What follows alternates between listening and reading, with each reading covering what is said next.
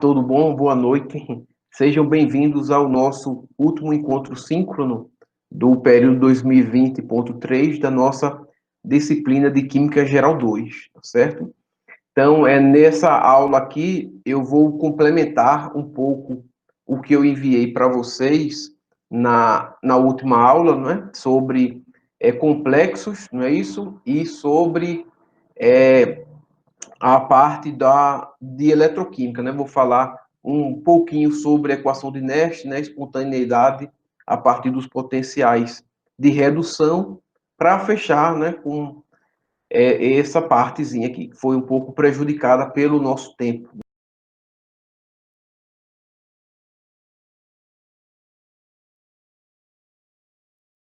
Pronto, então, fazendo um apanhado geral, né? Na última aula que eu enviei para vocês, a gente falou um pouco de complexos, né? Então, complexos vocês vão estudar lá em química inorgânica. Então, vocês veem química inorgânica 2 só complexos, né? Então, a ideia é que vocês saibam que eles existem, como eu falei na última aula, saiba que os complexos, eles são naturais, né? Eles são de ocorrência natural, tá certo? O que eu queria falar para vocês agora é de alguns elementos da eletroanalítica, né? Da introdução à eletroanalítica, que eu acredito que ficaram muito corridos, que foi ao final do último vídeo, né? Então, eu vou falar sobre, eu acredito que vocês já devam ter visto lá no ensino médio, né? Mas se não viram, a gente vai ver agora e tem nos livros, né? Falar sobre a pilha de Daniel, né? Ou pilha de Daniel. Então, o exemplo da pilha de Daniel, né? Ele é bem parecido com o exemplo que nós fizemos na última aula, né? Então, assistam na última aula que a gente falou sobre, deu o exemplo deixa eu colocar aqui um beckerzinho, né? Desenhar um becker bonitinho. Então, na última aula, a gente fez o quê? Falou que colocou uma soluçãozinha aqui de nitrato de prata, não é isso? E colocou um fiozinho de cobre, ou de cobre, exatamente. E a prata, ela precipitou sobre a superfície do cobre, tá certo? Então, na pilha de Daniel, a ideia é a mesma, né? Eu vou falar mais algumas coisinhas para vocês. Então, por exemplo, eu tenho aqui uma solução, então uma solução de zinco, vamos dizer, ou de cobre no caso, né? Sulfato de cobre. Então, uma solução aquosa de sulfato de cobre. E aqui nós temos uma placa, não é? De zinco, de zinco metálico. Então, o zinco metálico eu posso representar por zinco e o estado sólido dele aqui, posso representar dessa forma, ou posso representar zinco com o zero aqui em cima. Seria o número de oxidação igual a zero, que representa a substância simples, né? No caso do metal, dele sólido, tá certo? Então, posso representar ou assim ou assim. Representar o zinco com o zero em cima é redundante, né? Estou dizendo duas coisas, como se eu estivesse escrevendo zinco sólido, sólido, né? Então, não faz sentido, tá certo? Então, eu tenho o zinco sólido aqui e tenho o sulfato de cobre aqui, certo? O sulfato de cobre, observe que ele está aquoso, então, mais uma vez, se eu escrevo aquoso, né? Vou colocar aqui que eu já comecei aqui. Então, se eu digo que o meu sulfato de cobre ele é aquoso, significa o quê? Que eu estou lidando com os íons dele, né? Eu estou lidando com a forma dissociada. Então, esse meu sal aqui, né? Não preciso nem colocar no equilíbrio, mas colocando aqui no equilíbrio, eu tenho o cobre 2 mais aquoso, mais o íon sulfato 2 menos também aquoso, tá certo? Então, o que eu tenho em solução é cobre 2 mais e sulfato 2 mais, 2 menos. Aí lembra que um conceito puxa o outro, né? A gente representa, simplifica, na verdade, chamando o cobre aquoso de cobre 2 mais. A gente viu na última aula, né? colocar aqui de lado para vocês se lembrarem que, na verdade, esse cobre em solução, ele está complexado, não é? Pelas moléculas de água. Vou fazer um desenhozinho aqui bem bonito, né? Então, por exemplo, aqui eu tenho as minhas moléculas de água num plano, né? Ou seja, num plano horizontal, por exemplo, que é que no espaço não tem plano. Aqui eu tenho as minhas moléculas de água, certo? Né? Fazendo um hexágono regular aqui, né? Que no desenho não ficou tão regular, mas eu tenho cobre, H2O6, né? E a cargazinha dele aqui, 2 mais, né? Que eu posso representar ou com colchetes ou sem o colchetes, né? Mas a carga é do todo. Então a gente não representa o nosso íon complexado, tá certo? A gente representa, para simplificar, da forma apenas do íon metálico, né? Cobre 2 mais aquoso, certo? Mas tenha em mente isso, porque ajuda você a entender lá na frente, em química inorgânica, que nada que vocês vão ver ali, aquelas estruturas gigantescas, é tão complexo assim, tá certo? É só diferente, né? É só novo do que vocês costumam ver. Então, eu tenho aqui o cobre 2 mais aquoso. Então, esse cobre 2 mais aquoso, o que acontece com ele? Ele está aqui em solução e ele vai passar instantaneamente para a superfície do meu zinco, certo? Igual ao exemplo da aula anterior, que eu mostrei, aqui era uma solução de nitrato de prata e aqui era um fio de cobre, né? E vocês podem colocar lá no Google, né? Vocês têm que usar o Google para coisas boas. Então coloca lá, árvore de prata.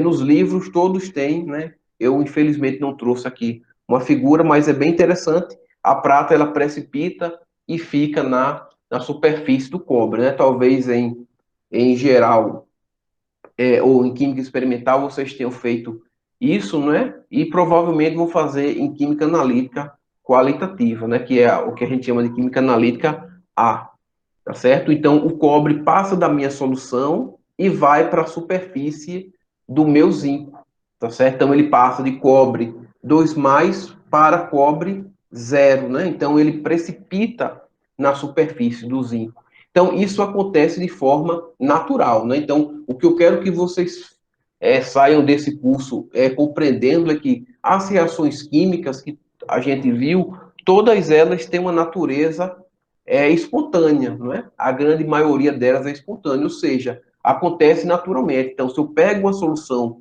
de sulfato de cobre e coloco o zinco dentro, ele vai automaticamente precipitar na superfície do zinco. Por que para isso, né? Então, vamos escrever aqui a equaçãozinha. Então, por exemplo, eu tenho o cobre 2 mais aquoso, não é? Então, esse cobre 2 mais aquoso, ele vai é, interagir, não é?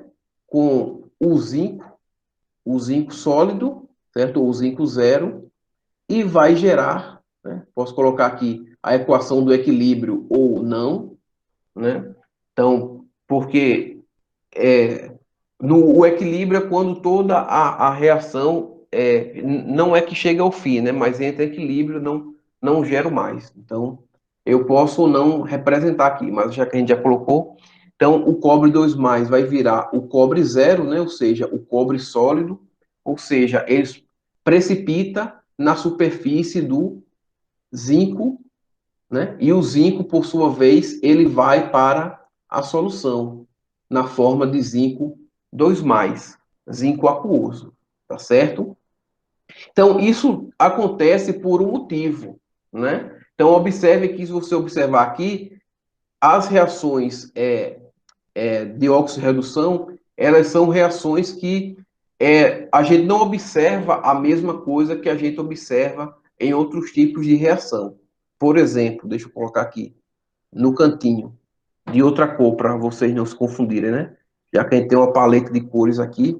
Ó, quando eu faço, por exemplo, uma reação dessa, ó, H+, mais OH-, aquoso, você vê, né? Vou colocar aqui no equilíbrio, né? Supõe que a água está aqui, que ele vai formar água líquida. Então, você viu que duas coisas se formaram em outra coisa. Aqui, você vê que são as mesmas substâncias. O que está havendo é que o número de oxidação delas está mudando.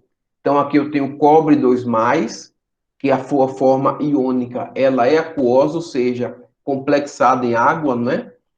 E ela passa para cobre zero aqui, né? Que eu coloco só sólido aqui. Então, houve uma mudança de número de oxidação. Essa mudança significa o quê? Que essa substância, ela sofreu redução, né? Ela reduziu, ok, pessoal? E essa outra substância aqui, ela passou de zero e foi para 2+. Então, significa que ela ganhou alguma coisa ou perdeu, não sei, a gente vai descobrir daqui a pouco, né? Ela daqui sofreu outro fenômeno e aumentou o seu número de oxidação. Então, isso daqui a gente chama diz que essa substância, ela se oxidou, tá certo? Então, reduziu porque reduz o número de oxidação, tá certo? E oxidou porque aumentou o número de oxidação. Então, basicamente, a gente consegue ver isso, né? Eu não sei se vocês viram isso no ensino médio, mas é a mesma coisa, né? Não tem grandes mudanças, certo? Então, isso daqui é a minha reação total, né? Então, eu posso escrever as minhas semi-reações aqui. Então, por exemplo, o cobre 2+, aquoso, certo? Então, e aconteceu o quê? Ele reduziu, significa que ele ganhou elétrons, certo? Então, ele passou de 2+ para zero, então significa que ele formou o cobre zero, ou cobre sólido, tá certo? Então, recebeu elétrons, né? Ele recebe, então está nos reagentes. E o zinco, por sua vez, o zinco sólido, ele vai perder os elétrons. Então, o zinco vai se tornar zinco 2+, aquoso, mais 2 elétrons, tá certo? Então, esses elétrons são os elétrons que vêm para o cobre. Ok, pessoal? As reações de transferência de elétrons, que são as reações de oxo-redução, elas são semelhantes às reações ácido-base, né? Porque como a gente viu na teoria de Bronsted e Loring, o que acontece é a transferência do próton, não é isso? Então, o próton ele é liberado por uma substância e é absorvido, né? É estabilizado por outra, tá certo? Então, é isso que acontece. E aqui também, os elétrons, eles não ficam soltos em reação, eles são diretamente deslocados para outra substância. Tá certo?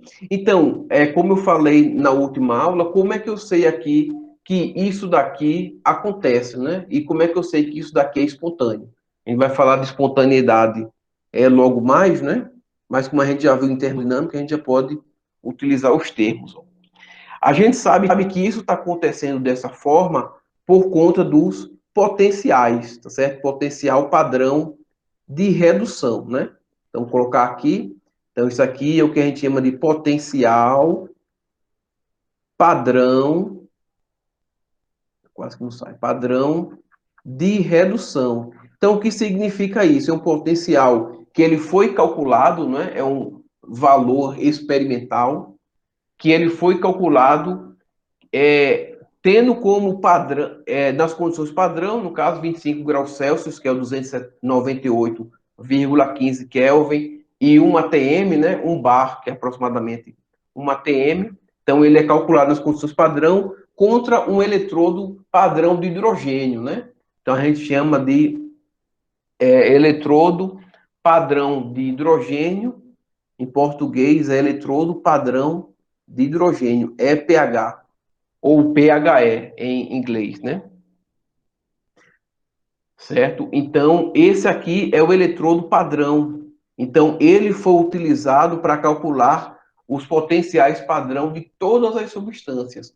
Então, quando você abre lá um livro de ensino médio, encontra uma tabela de potencial padrão. Quando você pega um livro de ensino superior de fisicoquímica, de química analítica, de química geral, de química inorgânica, um handbook, o Google lá, aqueles potenciais padrão, eles foram calculados frente a um eletrodo padrão de hidrogênio, tá certo? Então tem que tomar conhecimento disso, né? Então, padrão de hidrogênio. Já escrevi lá em cima, escrevi aqui novamente. Então, por que eu estou dizendo isso? Para vocês terem uma ideia, quase que não saiu o nome aqui. Pronto, o eletrodo padrão de hidrogênio. Então, para vocês terem uma ideia, aqui o sinal. Então, para que vocês tenham uma ideia de como é calculado, né? Então, se eles são potenciais padrão de redução, quando você pega os seus livros lá, didáticos, né, os seus livros texto, você vai ver que todas as substâncias, elas estão escritas em termos de potencial de redução, ou seja, elas estão escritas na forma de redução. O que é redução é receber elétrons. Então, deixa eu colocar aqui, ó. Sempre que a gente fala a palavra redução, eu estou dizendo que a minha espécie está recebendo elétrons, tá certo? Então, a espécie recebe elétrons. É bom porque o nome guarda uma relação, né? Em português, em língua portuguesa, então, redução recebe elétrons. Então, tem que guardar isso na cabeça. Então, se redução recebe elétrons, a redução não acontece sozinha. O que acontece concomitante com a redução é a oxidação, né? Então, o português também nos ajuda a relembrar, porque oxidação, a gente pode lembrar de doação. Então, a espécie, ela doa elétrons, tá certo? A espécie doa elétrons. Então, tem que lembrar que só acontece a redução mediante a oxidação e vice-versa. Não existe um processo de redução isolado, nem um processo de oxidação isolado. Da mesma forma que não existe um ácido sem uma base e não existe uma base sem um ácido, tá certo? Para que haja a troca, precisa das espécies, né? A espécie que vai receber e a espécie que vai doar, tá certo? Então, o potencial padrão de redução é escrito para as nossas equações padrão. Então, aqui, presta atenção, cobre 2 mais 2 elétrons, né, formando o cobre sólido. Então, essa daqui é minha equação de redução, que a gente já escreveu. Do mesmo caso, o zinco. Zinco 2 mais 2 elétrons, formando o zinco sólido, tá certo? E como é que eu sei que quem só observando para as minhas reações aqui, né? Sem ter essa concepção experimental, né? Essa experiência mental que a gente fez aqui, de saber experimentalmente, empiricamente, que o cobre aquoso se depositou na superfície do zinco, né? Então, a gente vai saber que se isso pode ou não acontecer a partir dos potenciais padrão. Vou apagar aqui, usar essa borrachinha, apaga tudo, mas tem nada. Certo? Então, a gente vai saber isso pelos nossos potenciais padrão, tá certo? Então, o potencial padrão de redução aqui, ele é tabelado e ele é igual a 0,34 volts, certo? Então, o valor que eu pego lá na minha tabela, se você abrir aí o livro ou abrir a internet, né, que todo mundo está conectado à internet, procurar potencial padrão de redução do cobre, ou então tabela de potenciais de redução, você vai encontrar muita coisa, né? Eu recomendo que sempre, pessoal, aproveitando, eu repito, estudem pelos livros texto, né? Então, agora vocês têm acesso a milhares de livros através da minha biblioteca, tá certo? Da Rural. Então, comecem estudando pelos livros, lendo os livros, porque na internet, eu canso de falar isso, mas é necessário, tem muita coisa errada, né? Então, a internet você utiliza para uma consulta rápida, né? Mas para estudar mesmo, você tem que utilizar o livro, tá certo? Porque qualquer um escreve qualquer coisa lá, não tem nenhuma forma de controle. Então, você, às vezes, está estudando uma coisa que está meio certo, meio errado, tá certo? E química, eu acho que vocês já conseguiram perceber isso, não é uma ciência tão trivial, não é? Então, ela tem muitos detalhes, muitas coisas conectadas, não é? Então, um dos piores problemas que a gente tem no ensino médio é que a gente estuda a química toda compartimentalizada, não é isso? Então, a gente estuda reação de oxirredução como se fosse uma coisa, reação de complexação como se fosse outra, né? Em capítulos diferentes, eu estou dizendo, né? Velocidade de reação, soluções, ó. Só nisso daqui a gente já utilizou praticamente tudo que a gente viu ao longo do curso. A gente utilizou a ideia de soluções, ó, a dissociação iônica, estava falando da transferência de elétrons aqui, os meus íons, eles estão complexados em solução, tá certo? Então, tem muita coisa, ok? Então, tem que ir abrindo a mente para isso. O potencial padrão de redução desse eletrodo aqui, em comparação ao eletrodo padrão de hidrogênio, ele vai ser menos 0,76 volts. Ok, pessoal? Então, se ele é menos 0,76 volts e o outro é 0,34 volts, então, comparando as duas semi-reações aqui, quem vai reduzir é quem tem o maior potencial de redução, né? Então, quem reduz é quem possui o maior potencial de redução. Então, no caso, é o cobre que vai receber elétrons. Se o cobre vai receber elétrons, a minha outra espécie que está com ele é a espécie que vai doar esses elétrons. Tá certo? Então, o potencial padrão de redução do zinco é maior do que o potencial padrão de redução. Então, o maior potencial padrão sofre o quê? Redução. E o menor sofre oxidação. Tá certo? Pronto, então, para ir para outro slide, ó, a gente viu, como no exemplo da outra aula, que isso daqui ocorre naturalmente. Mas isso daqui eu não tenho como utilizar essa, essa reação química aqui, essa transferência de elétrons, para gerar energia, não é? Então, para que gere energia, eu tenho que transformar, eu tenho que separar essa minha reação. Tenho que fazer os elétrons eles caminharem, né? Eu tenho que gerar uma corrente elétrica separando as minhas reações. Então, por isso que Daniel, estudando esses metais aqui, ele desenvolveu a pilha dele, né? Então, a pilha de Daniel nada mais é do que essa reaçãozinha aqui separada, tá certo? Então, aqui, ó, como é que eu separo essa minha reaçãozinha? Eu vou colocar 2 Beckers aqui. As pilhas até hoje são desse jeito, ó, certo, pessoal?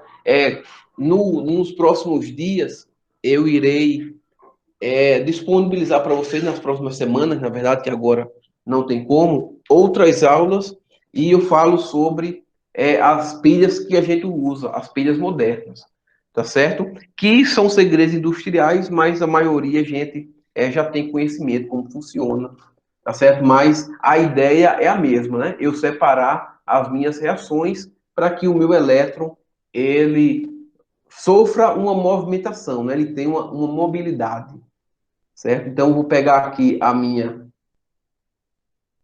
reação anterior e vou dividir ela, vou colocar ela em 2 beckerzinhos aqui bonitos, né? Então, em um lado eu vou colocar uma placa de um metal e no outro eu vou colocar a placa de outro metal, tá certo? Deixa eu mudar aqui a cor para ficar ainda mais bonito, certo? Aqui eu vou colocar o que a gente chama de ponte salina, né? Vou explicar logo mais para que serve. Então, tem uma pontezinha salina. Eu deixei os dois muito distantes aqui, né? Mas pode ficar bem pertinho um do outro, né? E aqui eu tenho a minha conexão. Vou colocar aqui uma bateria, pode um voltímetro, no caso. Vou colocar uma lâmpada, né? Para insinuar que a lâmpada... Para insinuar que a lâmpada, ela vai acender, tá certo? Então, dessa forma. Internacionalmente, ficou muito bonito isso realmente, né? Então, internacionalmente, existe a conversão, né? A IUPAC, que é a União Internacional da Química Pura e Aplicada, ela já convencionou, tá certo? Quem é que fica à minha esquerda e quem é que fica à minha direita. Então, isso é uma convenção. É muito fácil da gente lembrar, ó. Eu vou colocar aqui os nomes, tá certo? Esquerda, né? Direita. Então, quem vai ficar à minha esquerda vai ser a minha espécie que oxida, né? Então, a minha espécie que oxida, ou seja, que doa os meus elétrons, fica à minha esquerda, tá certo? Então, a corrente, ela vai passar da esquerda para a direita, ok? Então, ela vai passar por aqui e vai poder acender a minha lâmpada, tal, tal. Então, oxida, e essa oxidação, essa parte aqui, né, na esquerda, eu chamo de ânodo, ou anodo, né? Ele perdeu o acento circunflexo aqui. Em livros mais antigos, você vai ver chamando de ânodo, e alguns professores, até eu mesmo falava muito ânodo, mas é anodo, né? Então, o anodo, à minha esquerda, certo? E na minha direita, ó que legal, vai ser quem reduz, ou seja, quem recebe o elétron, não é? Ou seja, que sofre redução, e vai ser o meu cátodo, né? Ou catodo, né? Que é o mais correto. O catodo. Ó que legal para vocês, nunca esquecerem, ó. A direita é tudo consoante, tá certo? E a esquerda é tudo vogal. Ok, pessoal? Então, também por convenção, a gente chama a esquerda de polo negativo, né? Então, entende-se que como o elétron está saindo daqui, seria o polo negativo, e chama o que está à direita de polo positivo, né? É uma convenção isso daqui. Pronto, então, se aqui é o meu ânodo, né? Então, é quem está oxidando, ou seja, quem está doando os meus elétrons, a gente já viu aqui, né? Vai ser que tem o menor potencial de redução, logo vai ser quem? Vai ser o zinco, não é?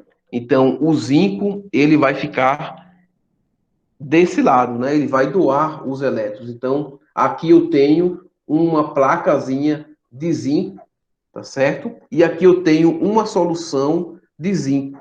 Vamos supor que é o sulfato de zinco aquoso, ok? Então, se é aquoso, então eu tenho zinco 2 mais aqui, não é isso? E sulfato 2 menos aqui, na minha solução.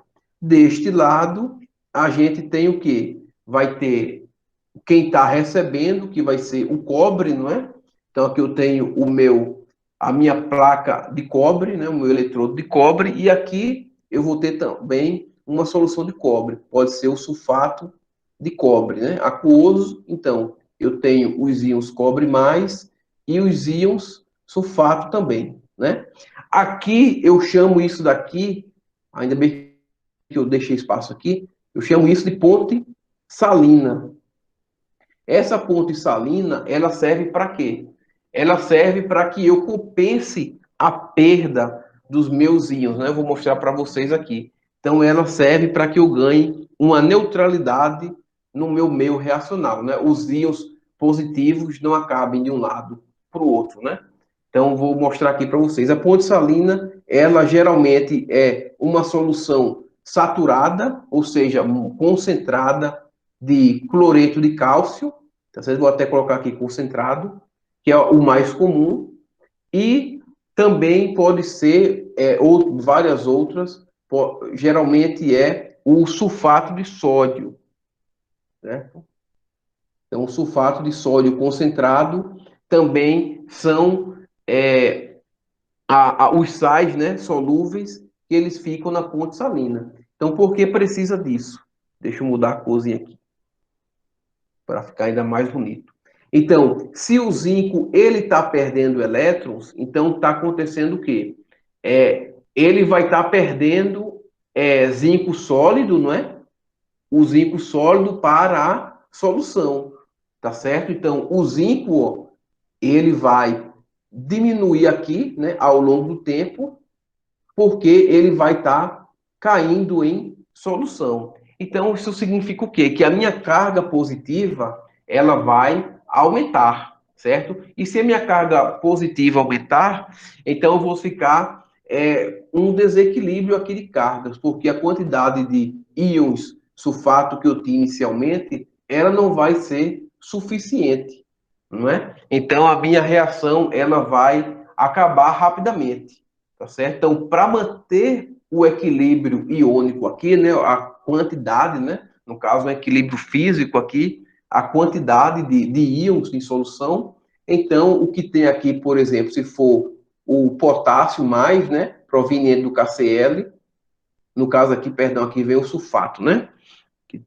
Aqui o positivo vai para esse lado. Deixa eu apagar aqui para não confundir. Pronto. No caso desse lado, se está caindo na solução, tá difícil aqui para apagar. Então, se no caso a gente está com o zinco mais vindo para cá, então para compensar tem que vir carga negativa. Então as cargas que vêm aqui vão ser dos íons sulfato, 2 menos, se for o meu sal aqui solúvel, o sulfato de sódio, ou Cl menos, se for o cloreto de potássio. Podem ser outros sais, tá certo, pessoal? O nitrato de potássio, certo? Então, outros sais bem solúveis podem ser aqui também. Então, vem para cá negativo para balancear e da mesma forma, aqui eu estou ganhando elétrons. Então, o meu cobre 2+, ele está ganhando elétrons e ele está vindo para a superfície do meu eletrodo. Então, com o tempo, esse meu eletrodo aqui vai aumentar. Não é isso? Eu vou ficar com mais cobre metálico aqui, tá certo? Isso significa o quê? Que a minha carga positiva, ela vai diminuir. Para compensar essa perda de carga negativa, vai vir aqui para a solução aqui, tem uma membrana porosa, certo? Como se fosse uma lã de vidro, um algodão, para que não deixe também escoar a solução que está nesse meu tubozinho aqui, tá certo? Então, aqui, quem vem para esse lado vai ser os meus íons positivos, para compensar a perda do cobre 2+, no caso, o sódio e, ou, né, se for o cloreto de potássio, o potássio. Tá certo? Então, a ideia é essa daqui. Ok, pessoal? Então, isso daqui também tem uma convenção de escrita. Então, existe uma forma de escrever equações eletroquímicas da seguinte forma. Zinco sólido, né, barra zinco aquoso, né, o zinco 2+, aquoso, duas barras aqui, já já eu vou dizer o que são essas barras. O cobre 2+, aquoso, uma barra novamente, cobre 0, né, ou sólido, deixar igual do outro lado, né? Posso colocar tanto 0 ou sólido, né? Os dois, como eu disse, fica redundante, né? Então, por ser redundante, fica mais errado, tá certo? Então, aqui eu tenho zinco sólido, barrinha. Essa barrinha significa o quê? Que eu tenho duas fases distintas. Ou seja, eu tenho uma fase sólida e uma fase aquosa, né? Líquida, por assim dizer. Essas duas barras aqui, elas significam a ponte salina, né? Vou colocar de outra corzinha aqui. E aqui há também a mesma coisa dessa, né? Há fases distintas. Se ocorrer de existir a mesma fase, então ao invés de uma barra, eu coloco uma vírgula, certo? Mas na maioria das vezes a gente tem essa mudança de fase da minha espécie, né? Tá certo? Então isso é uma convenção de como eu posso representar uma pilha, não é? Uma célula eletroquímica, não é? Uma célula galvânica que a gente chama, ou célula voltaica, que é uma pilha. Então, isso é uma representação. Isso daqui, como eu falei, significa que eu tenho fases diferentes, né? Que fases diferentes são essas? Fases distintas. Aqui é sólido e aqui é aquoso, certo? Para ambos, né? E aqui é a minha ponte salina. Representa a minha ponte salina, né? Então, se eu não tiver uma ponte salina, tiver apenas uma membrana, por exemplo, semipermeável, essa barra dupla se torna uma barrazinha única aqui, tá certo? Então, o que isso aqui quer me dizer? Vou escrever aqui do lado. De novo, vou escrever aqui do lado, né? Então, o que essa representação ela está me dizendo, pessoal? Essa minha representação aqui, ela está me dizendo o seguinte, aqui, que está acontecendo, não é? No meu anodo, né? Isso aqui representa sempre à esquerda o meu anodo, né? Então, está acontecendo no meu anodo a minha, o quê? Oxidação, não é?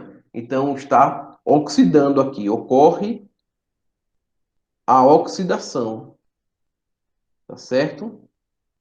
E desse outro lado, está acontecendo o quê? Está passando de 2 mais para zero, está ocorrendo a redução, não é isso? Então, no meu catodo, no meu catodo aqui, de novo que ficou estranho. Então, no meu catodo, eu vou ter o meu processo de redução. Tá certo? Então, aqui está ocorrendo o quê? Ocorre a minha redução. Né? Ele ficou feio, mas eu vou apagar só para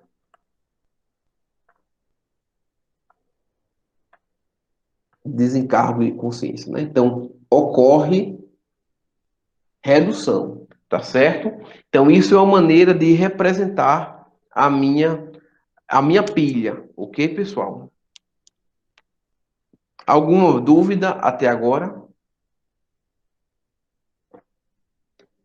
Então, para qualquer sistema espontâneo, né, para qualquer pilha, para qualquer célula galvânica ou voltaica, né, que são tudo sinônimo, eu escrevo dessa forma. Ó. Vejam lá na última aula que a gente fez isso para o sistema, né, de prata, né, com o cobre, não é isso? Então, no caso, ao invés do zinco lá, eu tinha a prata, tá ok? E acontecia a mesma coisa. Ok, pessoal? Pronto. Então, vamos falar um pouco já falamos um pouco da pilha, né? O inverso da pilha é a eletrólise. Infelizmente, a gente não vai dar tempo de falar na eletrólise, mas eu pretendo, mais à frente, colocar, né, um vídeo lá no canal, né? E como eu falei, essa sala de aula, ela não será desativada, então eu posto aqui também, tá certo? Então, a gente conhece, né, a energia livre de Gibbs, vocês já trabalharam bastante com ela, e a energia livre de Gibbs, ela é igual ao trabalho elétrico, não é? Porque ele é o trabalho de não expansão, correto? Então, a energia livre de Gibbs, ela é o meu trabalho de não expansão. Quem se lembra disso, né? Deveriam lembrar. Então, a energia livre de Gibbs é o trabalho de não expansão e o maior representante desse trabalho de não expansão é o trabalho elétrico, né? O principal trabalho de não expansão para nós químicos é o trabalho elétrico. Minha letra está muito linda. Né? Meu trabalho elétrico, eu posso representar por trabalho e um Ezinho aqui. Tá certo? Mas não precisa, não. Dependendo do que você estiver fazendo, né? Então, o trabalho elétrico, que é esse W, o Ezinho aqui, né, pessoal, a gente vai usar só para diferenciar por enquanto, ele é dado pela carga da minha partícula, né? É o mesmo lá da física, vezes o potencial, né? Que potencial é esse? É o potencial, a energia potencial dessa minha partícula, né? O conjunto de partículas. Como a minha carga é do elétron, que é negativa, então convenciona-se utilizar o menos aqui, né? Então esse menos, ele não pode ser esquecido, porque ele vai ser útil para a gente fazer as nossas interpretações. Então, Q vai ser a carga, ok, pessoal? A carga da partícula, e E vai ser o potencial, certo? É, e a gente introduz agora uma constante nova, né? Eu acredito que vocês já devam ter visto lá no ensino médio, né? Vão ver mais ao longo do curso, que é a constante de Faraday, né? Vou colocar aqui por extenso. Constante de Faraday, me lembro se escreve assim. Constante de Faraday, né? Então, ela tem o valor de essa constante aqui que eu chamo ela de F, tá certo? Ela tem um valor de 96.000, certo? 485 coulomb, a unidade dela, mol litro a menos 1, certo? Isso significa que em 1 mol de elétrons, né? Em 1 mol de partículas, no caso elétrons, a carga, né, que eles possuem, né, a gente vê isso aqui bem direitinho lá em física. Em 1 mol de elétrons, a carga deles, a carga que eles carregam é de 96.485 coulomb, tá certo? Então, essa unidade aqui significa isso, que para 1 mol eu tenho essa carga aqui em coulomb, certo? Então, o que a gente vai fazer? A gente vai pegar. Deixa eu mudar aqui a minha canetinha.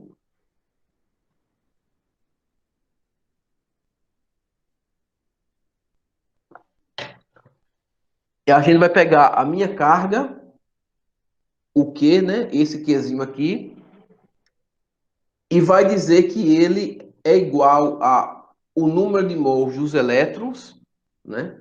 Eu vou chamar aqui de Ne, vezes a constante de Faraday, tá certo? Então, o meu Q é o número de mols vezes a minha constante de Faraday, certo? Ou seja, a carga, ela é uma grandeza extensiva, tá certo? Então, quanto maior a minha quantidade de elétrons, maior vai ser a minha carga, né? Faz todo sentido. E a minha carga vai ser dada em coulomb também, né? Porque o mol daqui vai se cancelar com o mol daqui, certo? Então, essa minha carga aqui, né? Esse aqui é o número de mols, só para vocês não esquecerem, número de mols dos elétrons, né? De elétrons, tá certo? Então, isso daqui eu vou substituir na minha equação do trabalho, essa daqui de cima. Então, meu trabalho elétrico vai ser igual ao menos, que permanece, que vai ser o número de mols dos elétrons, vezes a constante de Faraday, vezes o potencial, tá certo? E esse nosso potencial vai ser o potencial químico, né? Então, se o trabalho, a energia livre de Gibbs, perdão, é igual ao meu trabalho de não expansão, que é o nosso trabalho elétrico, então eu posso dizer que a minha energia livre de Gibbs, o meu ΔG, ele vai ser igual ao meu trabalho elétrico, né? Que isso implica dizer que ΔG vai ser igual a menos NFE. Então, a variação da energia livre de Gibbs, ela vai ser igual ao número de elétrons, no número de mols de elétrons, vezes a constante de Faraday, vezes o potencial.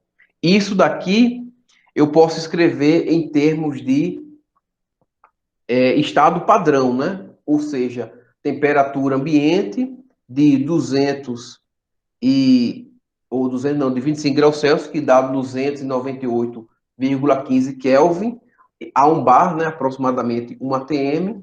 Então, posso escrever na minha fórmula padrão. ΔG padrão vai ser igual a menos NEF potencial padrão, tá certo? Ok? Então, por que escrever com o potencial padrão é interessante?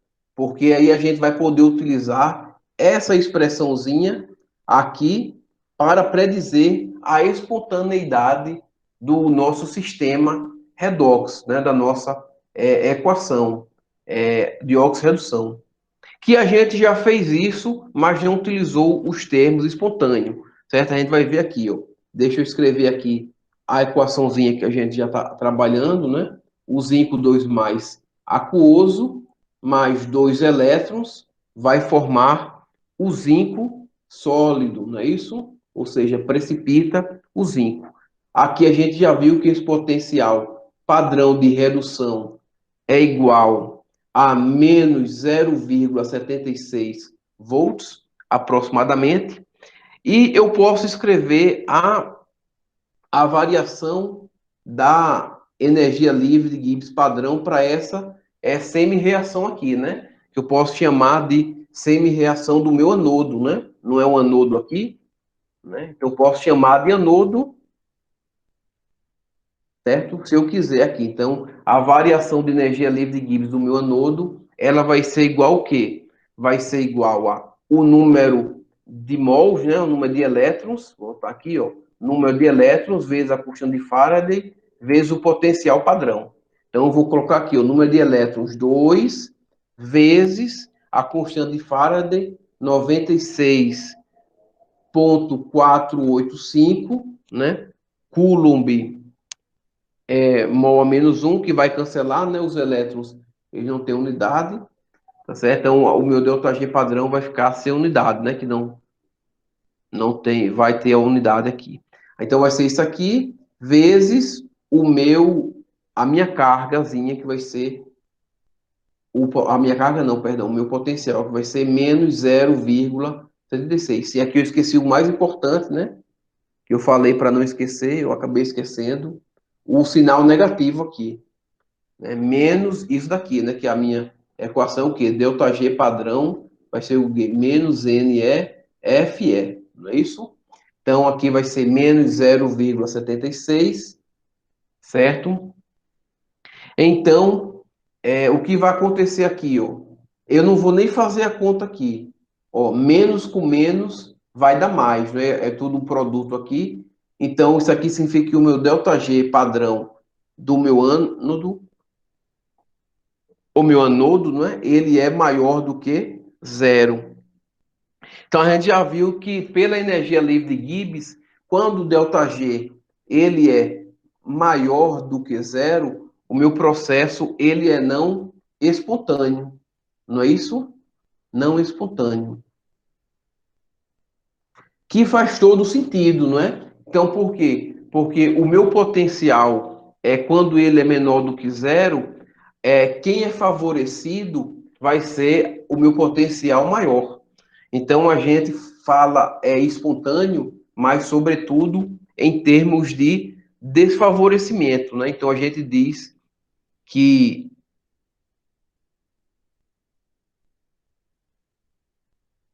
cadê aqui? Aqui, no caso, deixa eu ver aqui. Deixa eu apagar isso aqui que eu estava falando errado, né? ΔG maior do que zero, ele vai ser não espontâneo, tá certo? Eu estava olhando aqui as minhas anotações e a minha letra está muito feia, aí não dá para entender o que eu escrevi. Por daqui, não espontâneo, né? Logicamente, do nosso raciocínio, certo? E significa que ele é pouco favorável, o que faz todo sentido, porque como o meu potencial padrão de redução é negativo, e em relação ao nosso outra semi-reação, que é a semi-reação do cobre 2 né? Formando o cobre zero, né? O precipitado, o potencial desse daqui, no caso, que a gente já viu, ele vai ser igual a 0,34 volts. Então, quando eu faço aqui o meu ΔG padrão para esse meu catodo, né? Então, eu vou ter aqui que eu tenho um sinalzinho de negativo aqui, né? Número de elétrons 2 vezes a minha constante, 96.485, vezes 0,34. Tá certo? Então, não precisa nem fazer essa continha aqui. Eu sei que o meu ΔG, ele vai ser o quê? Meu ΔG padrão do meu catodo vai ser menor do que zero. Isso implica dizer o quê? Que o meu ΔG menor do que zero, ele é espontâneo. Então, significa o quê? Que a minha reação, aqui com o meu potencial padrão de reação maior, ele é mais favorecido, certo? Então, essa minha reação aqui, do meu catodo, na minha recepção de elétrons aqui, ela é mais favorecida, né? É mais favorecido. Então, equilíbrio aqui, né, a espontaneidade, vai ter a ideia do favorecimento da minha reação, tá certo? Então é bem interessante, né, porque a gente percebe a relação, né, do meu potencial, deixa eu escrever aqui novamente, então a gente percebe a relação do quê? NEF, né? Então a gente percebe a relação do da minha energia livre, ou seja, do que indica a espontaneidade da minha reação, certo? Com o meu potencial padrão, né? Foi aqui foi o potencial padrão de, de reação, né? Tá certo? Então isso tem um significado muito forte para a gente, ok? Outra coisa, né, que eu não acabei não fazendo aqui é calcular o potencial dessa célula. A gente pode calcular o potencial dessa célula, acredito que vocês fizeram isso no vestibular, eles cobram muito, né? Calcular o potencial dessa minha célula aqui, certo? Então, para calcular o potencial da minha célula, né, eu tenho duas formas. Ou eu uso uma expressãozinha aqui, ou então eu observo os potenciais e reescrevo a minha equação da maneira que ela está acontecendo na minha pilha, que eu acho mais interessante, porque você não precisa estar decorando expressões. Então, por exemplo, se isso daqui reduz, então a minha equaçãozinha aqui ela está correta, tá certo? Se isso daqui está oxidando, então a minha semi-reação ela se inverte. Então vamos escrever aqui do lado. Deixa eu mudar aqui. Deixa eu mudar aqui a tinta. Azulzinho já. Então, por exemplo, a gente sabe, né, que o meu cobre ele está reduzindo, tá certo? Ou seja, ele está recebendo o meu elétron, não é isso? Então, o potencialzinho dele aqui, eu vou colocar potencial padrão de redução aqui em cima, porque não vai dar espaço aqui, eu vou colocar só o valor, 0,34 volts. E o outro ele vai estar oxidando, então eu vou reescrever a minha equaçãozinha aqui, na forma de oxidação, né? Ou seja, se ele está oxidando, então eu estou passando do zinco zero, né, do zinco sólido, para o zinco 2 mais, tá certo, pessoal? Mais 2 elétrons. Então, se eu inverter aqui essa minha equação, né, que o meu potencial padrão, como eu falei no começo, ele é calculado para a redução, ou seja, quando você vai lá na tabela, todos os potenciais estão calculados para a redução, certo? Porque todos são calculados frente ao meu eletrodo padrão de hidrogênio, né? Então, se eu inverto a minha equação aqui, o sinal do meu potencial, ele vai inverter também, tá certo? Então, aqui, como eu inverti para a forma de oxidação, o meu potencial aqui vai ser positivo agora, ou seja, vai ser 0,76 volts, tá certo? Então, se eu somar essas minhas duas semi-reações aqui, né, os meus elétrons vão embora, então eu vou ter o quê? As minhas espécies, como elas reagem. O cobre 2 mais aquoso, mais o zinco sólido, não é isso? Formando o zinco 2 mais aquoso, mais o cobre sólido, correto? Então, só fiz somar aqui, juntei tudo, e aí eu posso somar 0,34 mais 0,76, que eu vou ter que o meu potencial, né, dessa minha célula aqui, o meu potencial padrão dela vai ser igual à soma da minha semi-reação de redução mais a minha semi-reação de oxidação. Então, vai ficar igual a 1,10 volts, aproximadamente. Então, o potencial da pilha de Daniel, ela é 1,10 volts. E uma coisa interessante é que o potencial, ele é uma propriedade intrínseca do sistema. Isso significa o quê? Que ele não é uma propriedade extensiva, como a carga, né? Ele é uma propriedade que não vai aumentar com a quantidade. certo? Ou seja, independente do tamanho aqui desse meu eletrodo de zinco, do tamanho desse meu eletrodo de cobre, da concentração aqui das soluções, eu vou gerar um potencial de célula de 1,10 volts, tá certo? É óbvio que quanto mais concentrado eu tiver as minhas soluções, né? Quanto melhor, de melhor qualidade, ou maiores forem aqui os meus eletrodos, mais tempo vai durar essa minha reação, tá certo? De transferência de elétrons. Se for pouco, ela vai ser rápida, não é? Tá certo? Então, outra coisa interessante é que o equilíbrio químico é quando a minha transferência de elétrons ela chega ao fim, digamos assim, né? Na verdade, ela não chega ao fim, mas ela fica de uma forma que ela não gera mais corrente elétrica suficiente, tá certo? Então, quando uma pilha ela acaba, na verdade, ela atingiu o equilíbrio, tá certo? Então, ela consumiu praticamente todo o seu material, né, que ia reduzir, né? Ele consumiu todos os elétrons do oxidante. Então, a ideia é essa, tá certo? Então, para a gente não se prolongar, depois vocês revejam e façam suas anotações dessa aula, tá certo? Eu não vou fazer exemplos, porque senão a gente vai se prolongar bastante, né?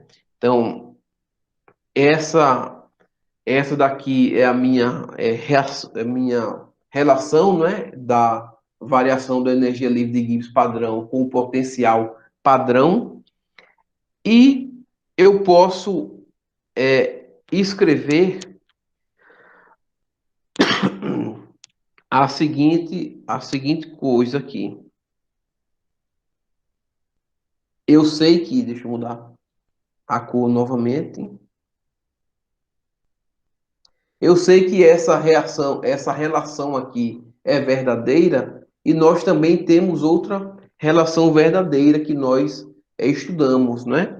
Que é da variação da energia livre padrão, né, de Gibbs, é igual a menos RT, que nós fizemos, inclusive, a dedução dessa expressão aqui, menos RT LN de K, né? Então, essa expressãozinha aqui, ela relaciona o quê? A variação da energia livre de Gibbs com a constante de equilíbrio, né? Então, relaciona a constante de equilíbrio com energia livre, e aqui eu relaciono a energia livre com o potencial, tá certo? Então, se as duas são a mesma energia livre, né? Então, se ΔG padrão é igual a ΔG padrão, eu posso fazer a seguinte relaçãozinha aqui, ó. Então, vou chamar menos RT ln de K o meu primeiro membro, certo? Estou igualando essas duas energias livres de Gibbs aqui, que é a mesma coisa. Igual a minha reação, a minha a variação aqui de energia livre de Gibbs para o meu potencial, que vai ser igual a menos, né, NEFE padrão, certo? Então, se os dois lados eles estão negativos, então é a mesma coisa que está positivo, não é isso? Então, multiplico os dois lados por menos 1, então eu tenho que RT ln de K é igual a NEF padrão, tá certo? Tirei só o sinal aqui. Então, eu posso dizer o que aqui, pessoal? Que ln de K, a gente já fez essas equaçõezinhas, né? Veja que é a mesma coisa. Eu vou isolar aqui ln de K, isolado vai ficar o quê? NEF padrão sobre RT, tá certo? Então, aqui eu cheguei numa equação muito interessante, porque eu estou relacionando a constante de equilíbrio com o potencial padrão, tá certo? Então, eu posso reescrever também essa equaçãozinha, isolando o K, vai ficar, aqui é uma função logarítmica, né? O inverso do logaritmo é a exponencial, né? Então, aqui o logaritmo natural, aqui vai ser a enésima, né? Então vai ficar E elevado a NE F padrão sobre RT, certo? Então, tudo isso daqui é o expoente da minha constante de equilíbrio. Então, a gente não vai fazer cálculos, certo? Mas não nessa aula, né? Eu vou postar outros vídeos com esses cálculos, mas a gente chega a uma conclusão bem interessante a partir dessa expressão aqui. A gente percebe que como esse aqui é um expoente, né? Do meu K, então eu percebo que mesmo pequenas variações, né? Deixa eu escrever de uma maneira melhor aqui. Então eu posso dizer que pequenas variações, eu posso escrever a seguinte forma: pequenas variações de potencial, ou presta atenção que isso é bem interessante. Pequenas variações de potencial, né, leva a grandes variações de constante de equilíbrio. Pequenas variações do meu potencial padrão, né, escrevi assim, leva a grandes variações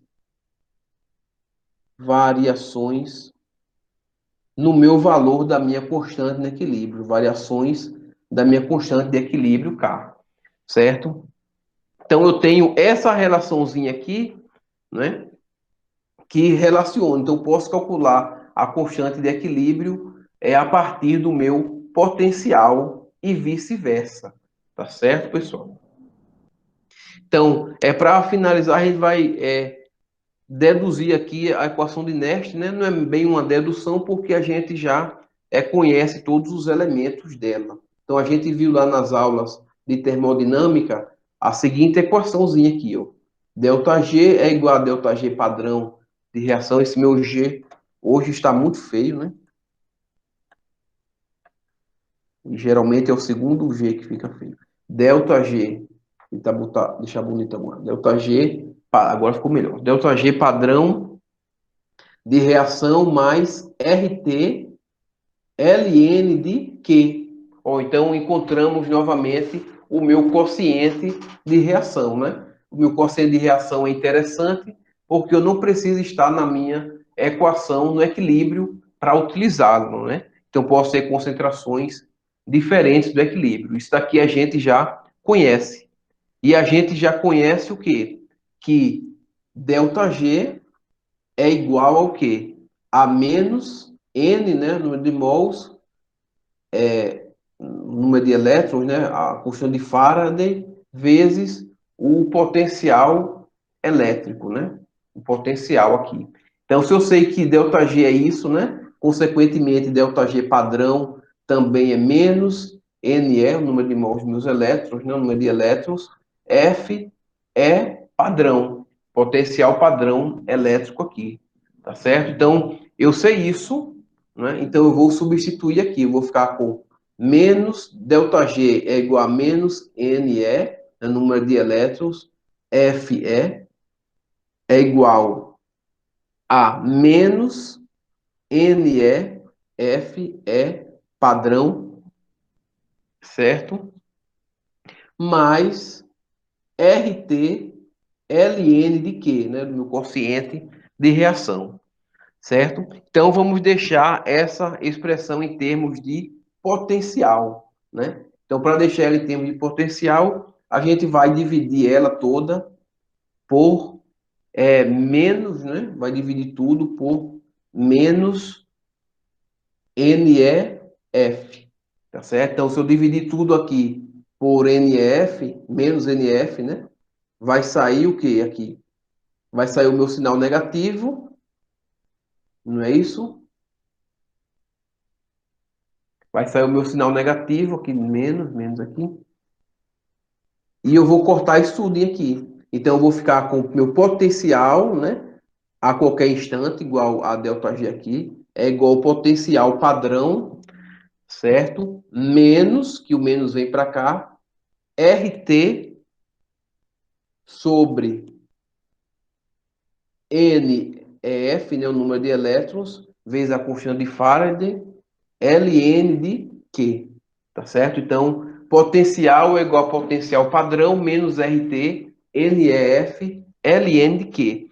Essa daqui já é a nossa, é bem conhecida lá do ensino médio, né? A equação de Nernst. Espero que eu escreva bonito aqui, né? Nernst merece. Equação de Nernst. Equação de Nernst, né? Então, a equação de Nernst, ela relaciona o equilíbrio ou quociente de reação com os potenciais. Então, é uma relação muito forte, né? Ela relaciona o potencial, ela tem três variáveis aqui: o potencial, tá certo? A temperatura e o quociente de reação, certo? Ok? Então, vamos aqui. Então, da mesma maneira que eu escrevo a minha equaçãozinha lá no equilíbrio, né? Então, quando eu tenho ΔG igual a ΔG padrão mais RT ln de Q, né? No equilíbrio, a minha variação da energia livre de Gibbs, né, sem ser a padrão, é igual a zero, né? Logo, acontece o quê? Isso aqui é zero igual a ΔG, padrão mais RT ln de Q. Então, eu tenho que passar para o segundo membro, RT ln de Q, eu tenho que ΔG padrão, né? No equilíbrio aqui, Q é igual a K, né?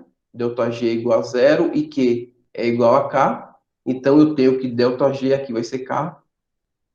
Certo? Então, ΔG vai ser igual ao quê? Do outro lado, menos RT ln de K. Não é isso que a gente definiu a relação de ΔG com a minha constante de equilíbrio. E para Nernst é a mesma coisa. Então, eu tenho aqui a minha equação. Potencial igual a potencial padrão, menos RT sobre NF, né? NE. Esse Ezinho aqui logo mais vai embora quando a gente entender. LN de Q no equilíbrio, eu vou ter o seguinte, né? Que o meu potencial em qualquer momento ele vai ser igual a zero, tá certo? E o meu Q, né? Que o meu quociente de reação torna-se uma constante que é igual a K. Então vai ficar a mesma coisa. Zero é igual a potencial padrão, menos RT sobre N é F, Ln agora de K. Tá certo? Isso implica o quê? Que o meu potencial padrão no equilíbrio vai ser igual ao que aqui está negativo, vai positivo, vai igual a RT sobre N é F, Ln de K. Então, aqui eu estou relacionando o meu potencial padrão do meu eletrodo com a minha constante de equilíbrio, tá certo? E a gente pode fazer algumas adaptações, que é o que vocês veem no livro didático. Como R e T e F são constantes, certo? Então, eu posso escrever, né? Se T a temperatura constante, né? T constante, a 298,15 Kelvin, né, que é a temperatura ambiente, considerando T constante, R a constante dos gases e F a constante de Faraday é outra constante, que é 96.485 Coulomb mol a menos 1. Então, eu posso escrever essa equaçãozinha aqui da seguinte maneira, que é o que vocês devem conhecer lá no ensino médio. Né? Eu posso escrever que o potencial, né, padrão é igual a 0,0592 dividido por N certo? E aqui o meu ln eu vou transformar em logaritmo natural, certo? Ou logaritmo de base 10 no caso, né? Meu logaritmo natural, eu considero ele logaritmo de base 10, meu logaritmo nepteriano. Então eu transformo, faço toda essa transformação, vai ficar log de K. Para o equilíbrio, certo? E se não for para o equilíbrio, eu tenho aqui, vocês realmente conhecem bastante, que vai ser potencial é igual a potencial padrão menos 0,0592 sobre o número de elétrons, certo? Log de Q, né? Esse Q aqui a gente conhece, a gente pode escrever potencial é potencial padrão, menos 0,0592 sobre NE, log de Q. Quem é Q? São os produtos, não é isso? Sobre os reagentes. Não é isso? Não é o meu quociente de reação, né? De igual forma, quando ele está no equilíbrio, K, que é a mesma coisa, produto sobre reagente. Então, essa é a equação de Nernst que nós mais utilizamos. Então, nós conseguimos relacionar o equilíbrio ou o quociente de reação com os meus potenciais. E isso tem um grande poder preditivo, tá certo? Porque eu posso calcular a minha constante de equilíbrio sabendo os meus potenciais. E isso é muito forte, porque eu não preciso necessariamente ter uma reação de óxido-redução para utilizar a minha equação de Nernst, tá certo? Então isso é fantástico.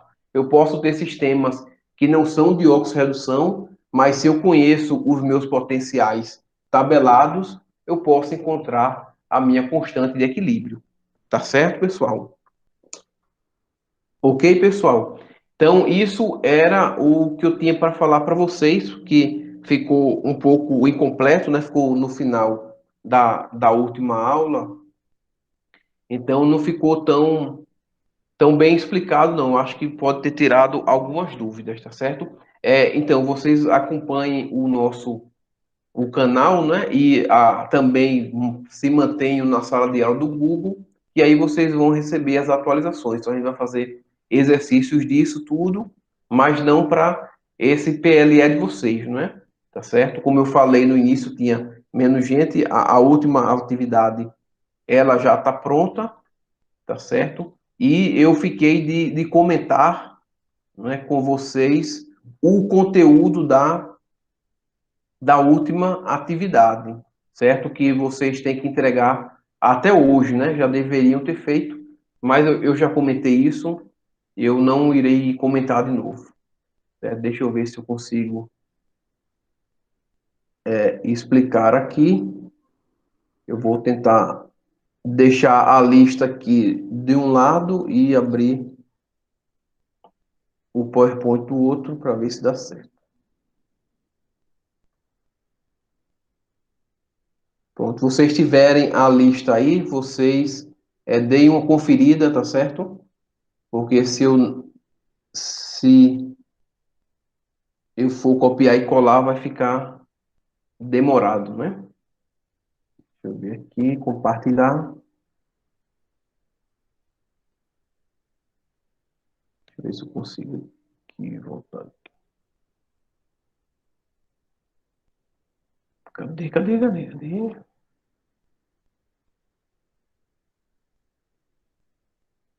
Não fica.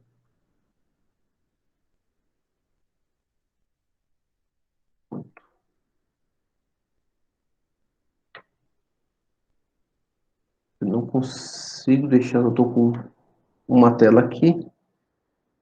Mas eu vou ler aqui e vou ir colocando lá algumas coisas. Na primeira questão, ele fala o seguinte: identifique os pares ácido-base conjugado nas respectivas equações químicas a seguir, né? Eu, logicamente, não vou fazer nenhuma dessas, mas eu vou fazer uma bem conhecida da gente, certo? Que, inclusive, pega os mais diferentes aqui, que o caso é a letra D, não é? Então, por exemplo, eu vou escrever a seguinte equação: 2 mols de água no equilíbrio, formando os íons, né? H3O+, mais o íon OH-. Tá certo? Então, a partir dessa equaçãozinha aqui, eu vou dizer quem é um quem é meu ácido e quem é minha base e os pares, né? Ácido base conjugado, tá certo? Então, eu vou partir desse exemplo aí. Então, se eu tenho dois mols de água líquida aqui, é a mesma coisa, vou colocar aqui as indicações de fase, né? Então, se eu tenho 2 mols aqui, isso aqui é a mesma coisa de eu escrever assim, ó. H2O líquido mais H2O líquido no equilíbrio, formando H3O mais aquoso mais OH menos. Ok? Então, sempre eu tenho que saber a minha definiçãozinha de Bronsted, não é? Então, vou colocar aqui de lado. Segundo Bronsted, eu sei o quê? Que o meu ácido é o quê? Aquela espécie que vai fazer o quê? Vai doar o próton, né? Doa o H+. E a base vai ser aquela espécie que recebe o H+, né? Então, só existe reações ácido-base da mesma maneira que a gente acabou de ver, de reações de transferência de elétrons, se um doa e o outro aceita. Senão, não acontece a reação, tá certo?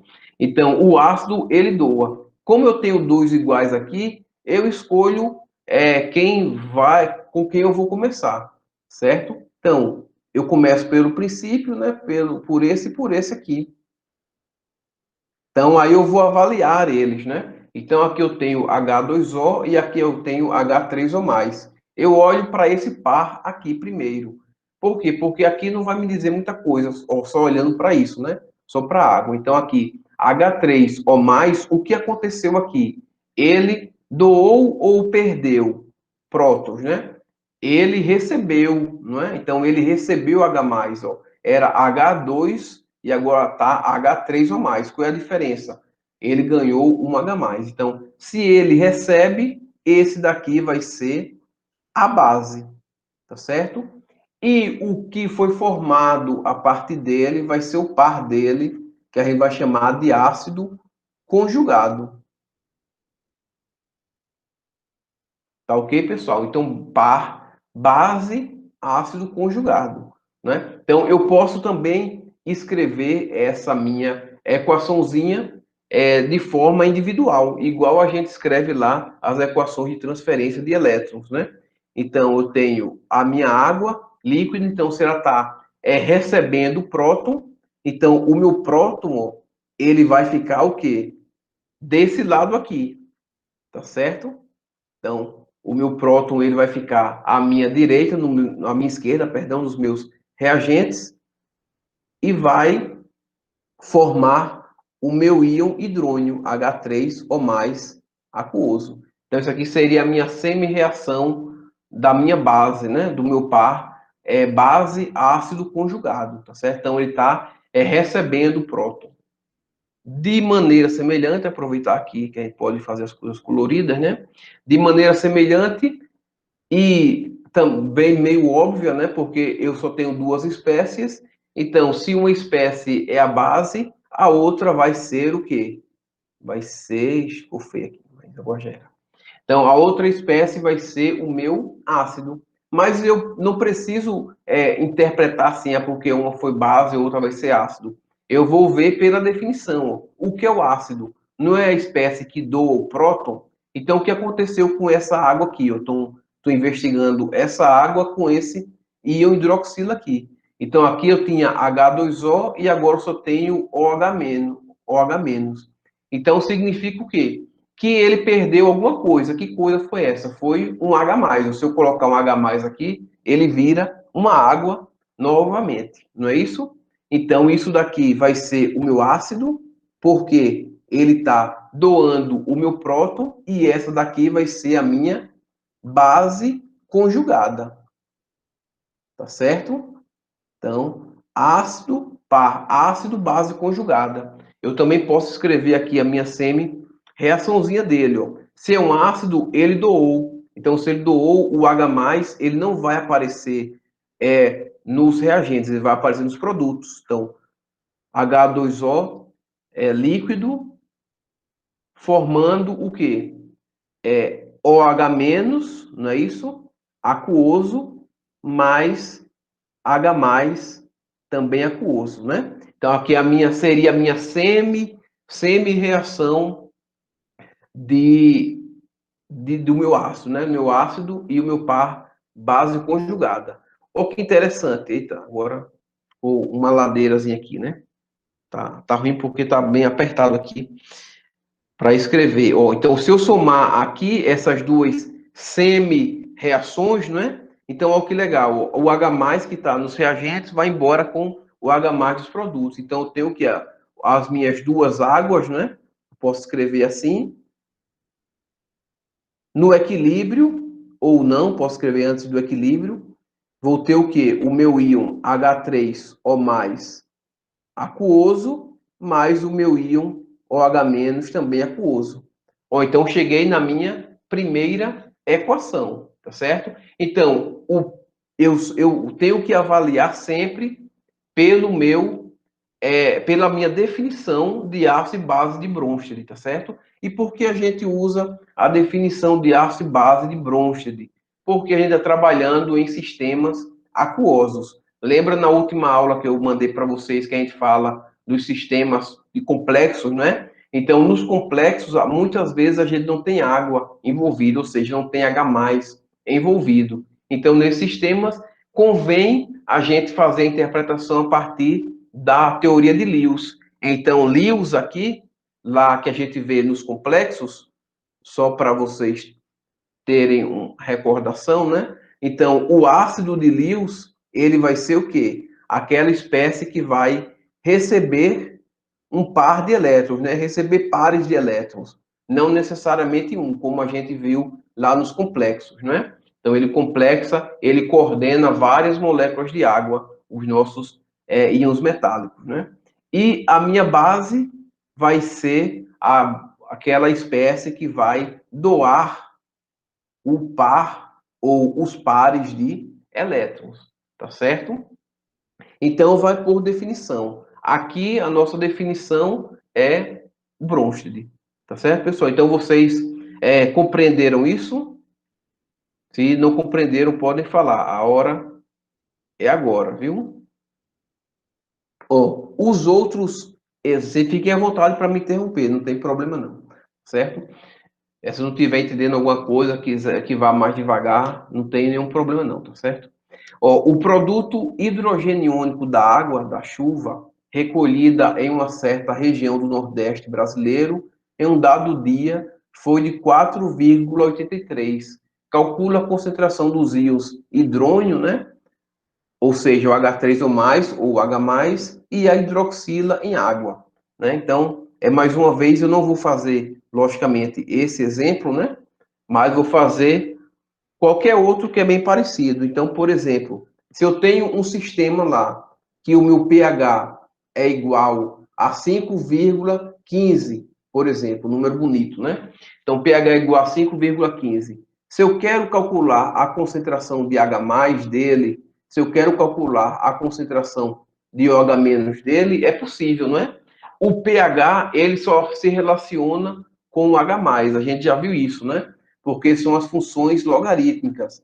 P de x é igual a menos log de x. O que significa isso? Significa que eu só consigo escrever o log de uma função x se eu utilizar o valor do meu x.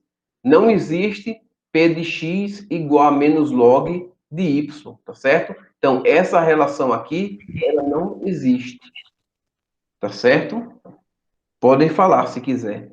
Certo? Px é igual a menos log de x. Então, essa relaçãozinha aqui, ela não existe. Ok, pessoal? Então, se eu quero calcular pH, a gente já sabe que pH é o quê? Menos log da concentração de H+, né? A relação de H com H. Se eu quero calcular pOH, eu tenho menos log da concentração de OH-. Ó. A minha relação de OH com OH, não é isso? Se eu quero calcular o meu P de Ka, que é o meu P do ácido, vai ser o quê? Menos log de Ka. Se eu quero calcular P de Kb, vai ser o quê? Menos log de Kb. E assim por diante, certo? Se eu quero calcular o meu P meu produto de solubilidade, né? O meu P de KPS vai ser menos log de KPS. Ok? Então, não se relaciona além disso, né? Porque isso daqui são apenas transformações matemáticas. Eu estou transformando exclusivamente apenas isso, um número em outro número. Um número que é muito pequeno em uma função logarítmica. É apenas isso. Então, isso aqui é a função logarítmica. O inverso disso é a minha função exponencial. Então, pH é menos log da concentração de H+, da mesma forma que a concentração de H+ é igual a 10 elevado a menos pH. Da mesma forma que a concentração de OH- é igual a 10 elevado a menos POH. Da mesma forma que Ka, né, que ele não tem unidade, por isso que eu não uso colchete, vai ser igual a 10 elevado a menos pKa. E assim por diante. O Kb vai ser igual a 10 elevado a menos pKb. KPS vai ser igual ao quê? A 10 elevado a menos P de KPS. Tá certo, pessoal? Então, a ideia é essa. Então, aqui é só fazer a conta, ó. Deixa eu mudar aqui a cor. Então, a concentração de H+ vai ser igual ao quê? Vai ser igual a 10 elevado a menos pH. Então, a concentração de H+ vai ser igual a 10 elevado a menos 5,15. Então, eu faço essa continha aqui na minha calculadora, é na mesma, não sei se dá para vocês verem aqui, mas vocês veem fácil no YouTube, né? É a mesma botãozinho que eu faço logarítmico, eu pego a segunda função dele, shift, e já faço a minha conta exponencial. Então, aqui eu tenho o meu resultado em mol litro a menos 1, tá certo? E agora, se eu quero calcular a concentração de OH-, como é que eu faço isso? Eu não tenho relação de H+ com OH-, além da minha equação da constante de equilíbrio, né? Que a gente já viu, inclusive, no exemplo anterior, a gente trabalhou com ela. Então, eu tenho aqui o meu H+ mais o meu OH-, tá certo? Então, escrever desse jeito, escrever do jeito aqui, do exemplo anterior, vai dar a mesma coisa. Se eu escrever minha constante de equilíbrio aqui, vai ser o quê? Produto sobre reagente. Quem são meus produtos? Concentração de H3 ou mais, concentração de OH-, tá certo? Líquido, líquido, atividade corresponde a 1, né? Então ele não participa da minha reação. Então aqui eu tenho a minha constante de equilíbrio da minha água, né? Que é o meu KW, né? Produto sobre reagente. Reagente não participa. Então, da mesma forma, isso daqui é igual a isso daqui. KW igual a concentração de H+, concentração de OH-, tá certo? H+ e H3 ou mais e H4 ou 9 que são formas de organização espacial da água, elas simbolizam a mesma coisa. O que elas simbolizam? Uma carga positiva a mais, tá certo? Então, nunca você vai conseguir isolar um íon H+. Ninguém nunca vai ver um íon H+ em solução. Você sente o quê? Você sente o efeito que ele causa, a carga positiva a mais. Então, essa carga positiva aqui, ela é estabilizada pelas outras moléculas de água. Então, elas se arranjam em volta desse H+, de forma similar a como elas se arranjam com os íons, né? Os íons que são os metais de transição, tá certo? Então, elas se organizam para estabilizar aquela carga, tá certo? Então, H+ e H3 ou mais são meramente ilustrativos, né? Você não tem aquela estrutura mesmo em solução, mas a representação dela é a carga positiva, tá certo? Então, KW é igual a isso daqui a gente conhece desde lá do ensino médio, que é isso, né? pH mais POH igual a 14. Isso daqui é escrever P de KW, né? P de KW vai ser menos log de KW, que é igual a P de KB, né? Que vai ser o menos log, o P de H, que vai ser menos log da concentração de H+, vezes menos log da concentração de OH-. Então, em termos logarítmicos, vai ficar pH mais pOH igual a P de KW, sendo que P de KW é uma constante, né? Que é a constante de equilíbrio da água, ou seja, é 14, né? 14,0, tá? O pKw. Certo? Então, sabendo disso, eu consigo calcular a concentração de OH-. Então, eu posso calcular a concentração de OH- a partir do cálculo do meu pOH, não é? Então, eu sei que pOH não é igual a menos log da concentração de OH-. Então, o inverso disso é o quê? OH- é igual a 10 elevado a menos o meu pOH. Sendo que eu não tenho pOH, mas eu sei essa relação. Então, eu sei que pOH vai ser igual a 14, que está aqui desse lado, e pH vai passar subtraindo, vai ficar 14 menos pH. Então, eu faço essa continha aqui, obtenho o meu valor de pOH. Jogo esse meu valor de pOH aqui, obtenho a minha concentração de íons OH-, tá certo? Então, obtenho meu valor em mol litro a menos 1. Ok, pessoal? Então, é só isso. Alguma dúvida, podem perguntar. Marcelo, a Sim, questão 8 do certo. Aqui é exercício. o 8, né? Ok. É o 8 pulando. Alguém tem alguma dúvida entre essas? A três é a mesma coisa, sendo que é uma base, né? O hidróxido de sódio, certo? A quatro, Professor, eu tenho dúvida na última questão, na 15. Eu não sei como certo. fazer essa questão, estou em dúvida. Pronto, ok. Então vamos primeiro para a 8 aqui na ordem, né? Então a 8 ele diz o seguinte: o pH de uma solução de ácido fórmico é igual a isso daqui. Qual o seu igual a 2,39? Qual é o valor de Ka do ácido? Pronto. Então, ele tem um ácido fraco. Então, como é que eu sei que ele tem um ácido fraco? Porque ele perguntou o meu valor de Ka, né? Então, não é que apenas os ácidos fracos tenham constante de equilíbrio, né? Isso não é verdade. A questão é que a gente só utiliza a constante de equilíbrio para ácidos fracos. Então, não vou colocar aquele ácido ali, eu vou colocar uma forma genérica, né? H de AC, um ácido fraco, no equilíbrio formando H+, né? Mais o ACzinho aqui. Aquoso, aquoso e aquoso aqui. Certo? Então, isso daqui, esse HC, é um ácido monoprótico fraco, né? Então, eu represento assim. Por que monoprótico? Porque ele só tem um íon H+. Então, ele vai se dissociar. O que significa ser fraco? Fraco significa que essa dissociação não é completa. Ou seja, o meu ácido, ele tende a permanecer protonado, certo? Se fosse um ácido forte, a sua dissociação ia ser completa. Então, isso significa o quê? Que se a dissociação é completa, a concentração da minha espécie ácida vai ser igual às minhas espécies, né, os meus íons que foram obtidos a partir daquele ácido, certo? Mas quando tem um ácido fraco, isso não é verdade. Então, para eu encontrar essas concentrações aqui, eu preciso utilizar a equação da constante de equilíbrio.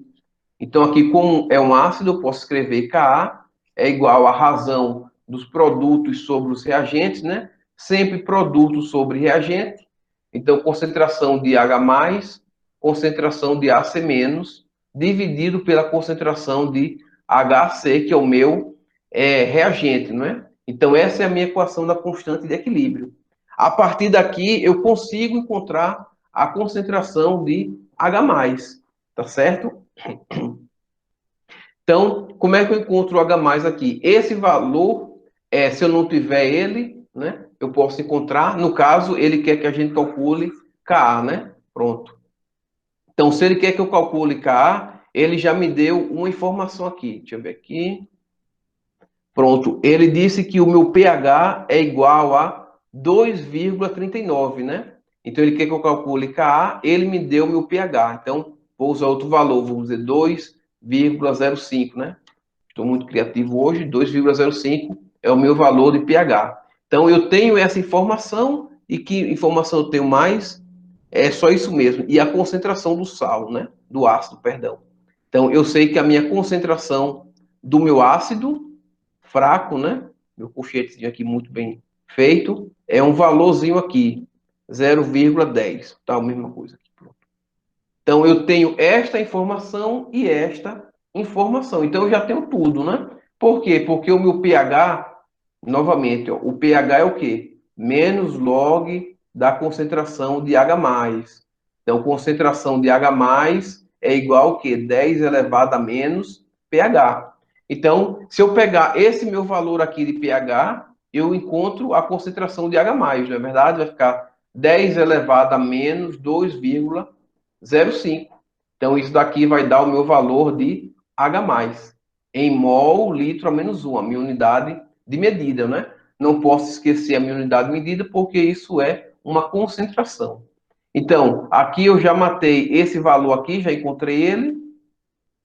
Como eles são dissociados, né? Divididos da mesma estrutura, então, por exemplo, fazendo um desenhozinho aqui bem bonito. Então, uma parte positiva e uma parte negativa. Quando eu quebro isso daqui, eu vou ficar com uma partezinha positiva e outra partezinha negativa, não é isso? Então, eu quebrei em dois. Então, significa que a quantidade que eu tenho desse é a mesma que eu tenho desse. Então, encontrando a concentração de H+, eu vou encontrar a concentração da minha parte, né?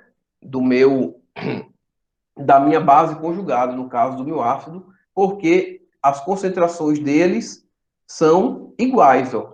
A concentração de H+ é igual à concentração dessa partezinha aqui, da minha base conjugada, desse meu ácido genérico. Então, achei os dois já. Aqui ele já me deu a concentração, é só substituir tudo e eu encontro o valor de K. Tá certo? Então é só isso. Agora, é como eu estou dizendo, uma coisa leva a outra. Tá certo? Então você não pode chegar aqui e não saber de onde vem esse H+, né? Esse H+ vem do pH. É por isso que ele deu o pH. Se ele tivesse lhe dado o pOH, inclusive, você também poderia calcular. Você pegaria o pOH, né? Encontraria a concentração de pH, porque a relação é essa, não é? Então, vamos supor que ele lhe deu pH. Então, você consegue encontrar o pH, né? Porque você vai ser 14 menos o valor de pH. Então, você encontra pH e permanece fazendo o mesmo procedimento que eu mostrei aqui. Tá certo? Então, alguma dúvida deu para entender? É simples agora. Oi, pode Deu falar. para entender. Agora a questão 10. Pronto, a minha tinha pedido a 15, né? Cadê a 10 aqui? Prediga o valor de pH, H+ ou H- de cada uma das seguintes soluções e apresenta em cada caso a equação de dissociação do sal e a sua respectiva porcentagem de hidrólise, né? Ah, isso aí tem bem explicadinho na aula de hidrólise, né? Inclusive, está desse mesmo jeito. A única diferença são os valores, tá certo? Então lá já está explicadíssimo isso daí. Então, qual é a ideia da hidrólise, né? Só para usar esse gancho aqui para relembrar. A minha relação da hidrólise é o quê? Eu tenho que KW é igual a Ka vezes Kb. Então, da mesma forma que a gente guarda a relaçãozinha lá de concentração de H+, concentração de OH- com a constante de equilíbrio, né? Que me dá o meu pH mais o meu pOH igual a 14, a gente tem, né, inclusive nessa aula lá de hidrólise, eu demonstro isso daqui, né, que são a constante de equilíbrio do ácido e da base fraco vai ser a constante de equilíbrio da água. Então, daqui eu tenho como achar a constante ácida, tá certo? Porque ela vai ser o quê? A razão, né, de Kw sobre Kb, e eu tenho como encontrar Kb, que vai ser da mesma forma, a razão de Kw sobre Kb, K no caso, né? Então, K passa para o outro lado. Então, essa daqui é a relaçãozinha. Lá na aula de hidrólise tem praticamente esse mesmo exemplo, só não é o mesmo exemplo porque não tem os mesmos valores. E para calcular a concentração de H+ e OH- é da mesma maneira que eu falei aqui. A 15, todas essas aqui são iguais. Ó. A 15, um professor de química precisa de uma solução tamponada com pH 4,30 e só tem duas à sua disposição os seguintes ácidos e seus respectivos sais, né? Ácido cloroacético, ácido propanóico, ácido benzoico, ácido hipocloroso. Então você vai pegar aqui e vai colocar o nome dessas criaturazinhas na internet, né? O Google, aí que vocês têm, então você vai encontrar a estrutura de cada um deles, certo? Então, se você tem a estrutura para você fazer aqui que ele pede para você fazer as equações dele, né? Vai ser iguais às equações das outras todas que a gente fez. Ele quer preparar soluções tampão. Como eu falo lá também na aula de solução tampão, vocês têm que assistir e prestar atenção nas aulas lá, né? Então, quando eu tenho uma solução tampão, eu posso utilizar a minha equação de Henderson-Hasselbalch. pH é igual a pKa menos log da concentração do meu ácido, não é isso? Sobre o meu sal. Tá certo? Então, pH é pKa menos log do ácido sobre o meu sal. Então, quando eu vou fazer uma solução tampão, geralmente eu quero uma solução tampão que ela seja resistente a variações de pH. Então, é indicado, né, lá na aula eu falo isso, que a concentração do ácido ela seja igual à concentração do sal. Então, você não precisa saber as concentrações. Então, você pode supor lá, para a questão ficar mais bonitinha, que a concentração do seu ácido, né, que vai ser igual à concentração do seu sal, vai ser igual a 0,5 mol litro a menos 1, por exemplo, ou 1 mol litro a menos 1. Porque isso não vai fazer diferença. Porque se as concentrações são iguais, se eu colocar aqui, por exemplo, 1 milhão, né? Exagerar, colocar 1,5 mol aqui, por exemplo, e 1,5 mol aqui, e dividir isso vai dar 1, né? Para qualquer valor igual aqui. E log de 1 é 0. Então, essa parte aqui da equação de Henderson-Hasselbalch, ela vai embora. Então, eu só tenho a relação entre pH e pKa. Então, se eu tenho pH, eu tenho pKa. Se ele me dá na questão os valores de Ka, eu vou encontrar o quê? pKa, não é?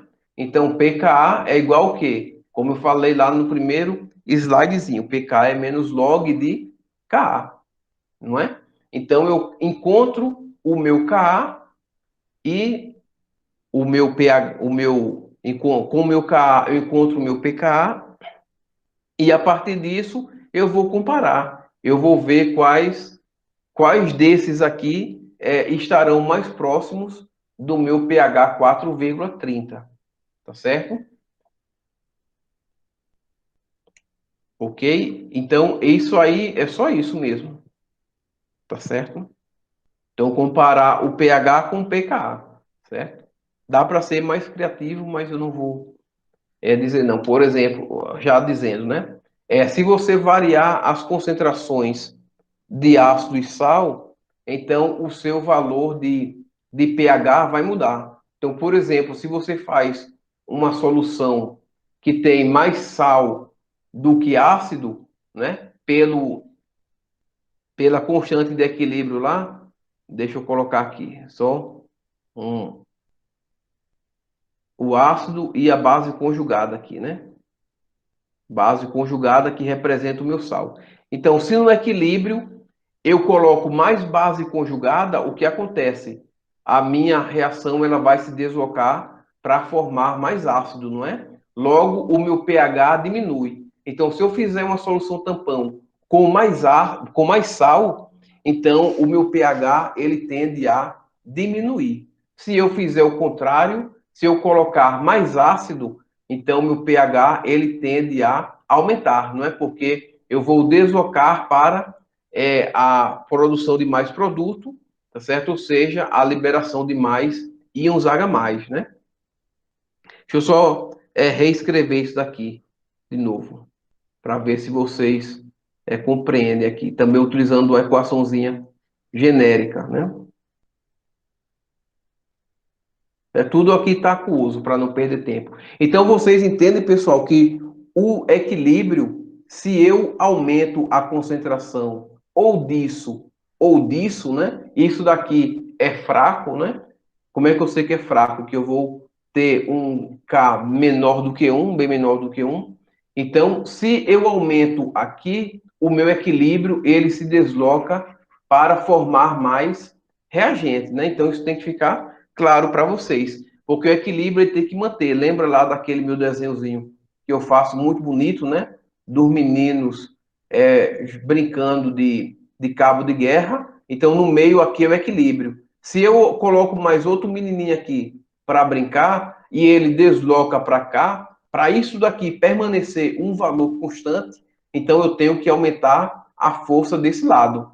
Então é a mesma coisa. Se eu aumento a concentração dos meus produtos, eu vou ter que formar mais reagentes para permanecer o meu equilíbrio. O contrário também é verdadeiro. Se eu tenho mais reagentes, né, mais força desse lado aqui, então eu vou ter que aumentar a força desse lado, ou seja, formar mais produtos, tá certo? Então, se um ácido meu ele é fraco, ele tem a tendência, o que significa ser fraco? Ele quer permanecer como está, não é? Lá em produto de solubilidade que vocês vão fazer no último, na última atividade que já tá pronto, eu vou postar daqui a pouco. A minha constante de equilíbrio ela é muito pequena.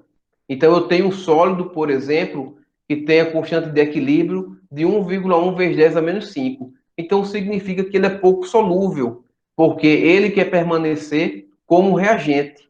Por exemplo, o cloreto de prata é um sólido, certo? No equilíbrio, ele libera íons Ag+, e Cl-, mas ele é pouco solúvel. Então, eles liberam pouco esses íons em solução. Tá entendendo? Então, eles permanecem como tá. Então, a mesma coisa, quanto mais fraco for o meu ácido, mais ele quer permanecer como tá. Então, eu vou ter menos H+ aqui, tá certo? Então, quando eu faço uma solução tampão, o que eu estou fazendo? Eu estou fortificando essa presença da minha base conjugada, né?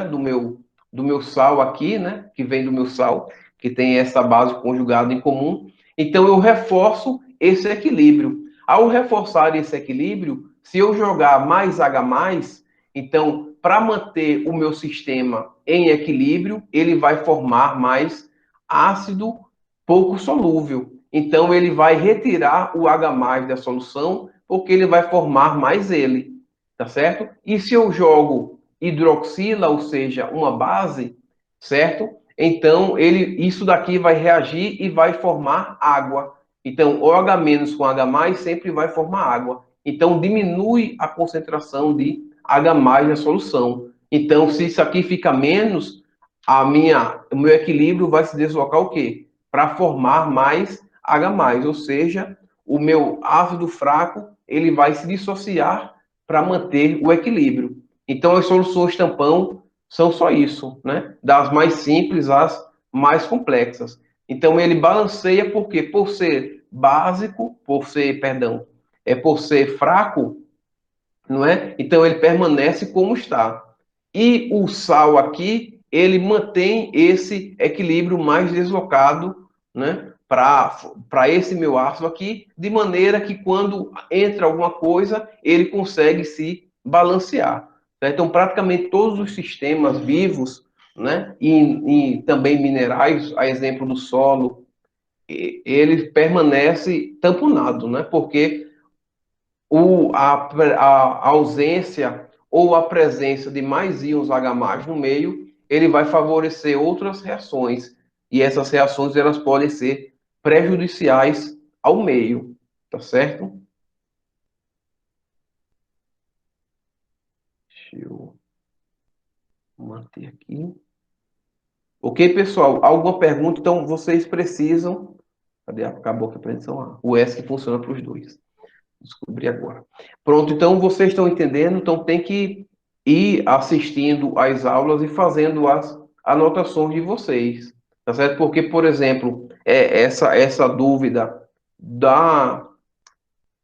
por exemplo, da hidrólise salina, ela já está lá. Então, é a mesma explicação que eu vou fazer aqui agora é o que já está lá na aula para vocês, tá certo? Ele vai relacionar as constantes de equilíbrio do ácido e da base por meio daquela relaçãozinha, KW é igual a KA vezes KB, tá certo?